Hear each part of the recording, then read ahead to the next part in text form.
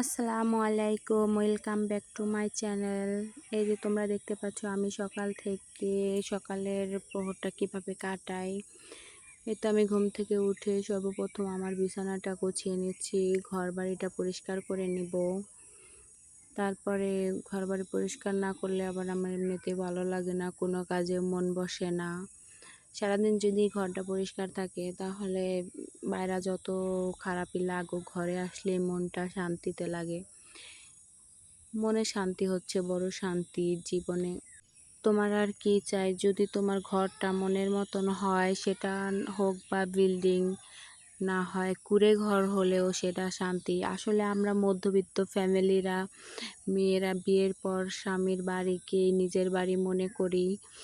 নিজের বাড়িকে ভেবে যদি কাজকাম করি তাহলে মনটাও ভালো লাগে। অনেক ফ্যামিলিতে আছে যারা শাশুড়িরা নিজের ফ্যামিলিকে, বউকে নিজের করতে দেয় না, নিজের মতো করে পছন্দ করে। কিন্তু আমার শাশুড়ি আমার সংসারের সমস্ত কিছু আমার হাতে ছেড়ে দিছে। আমি নিজের মতো করে সব কিছু করতে গিয়ে, যেটা হচ্ছে আমার শাশুড়ির রুম। আমি নিজে একটা চারচালা ঘরের নিজে থাকি এক রুমে, আর আমার শাশুড়ি থাকে আরেক রুমে। আমি সকালে উঠে দুটা রুমই পরিষ্কার করে নিই, নইলে আমার কাছে ভালো লাগে না। তারপর আমি বের হয়ে আমার কিছু হাঁস মুরগি আছে ওইগুলাকে খাবার দিই। আমরা গৃহস্থ বাড়ির বউরা সকাল যত সাজগোজ, হাজবেন্ড প্রবাসী থাকলেও আমাদের এইসব কাজ করতেই হবে, নাহলে আমাদের ভালো লাগে না। এগুলো পালা একটা শখ। এরপরে আমার গোসলখানাটা পরিষ্কার ছিল, তাই আমি ভালো মতন চারকোনা ক্লিন করে নিলাম। আমি এই গোসলখানাটা একদিন জামা দিয়ে সুন্দর করে ঘষবো, ভিডিওটা আপনাদের মাঝে শেয়ার করব। এরপর আমি রাতের কিছু প্লেট ধুয়ে নিলাম।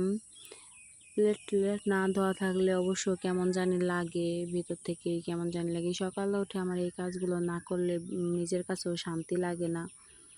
এগুলো হচ্ছে নিজের একটা শান্তির কাজ, শান্তি, মনের শান্তি। একবারই তো বললাম, মনের শান্তি হচ্ছে বড় শান্তি।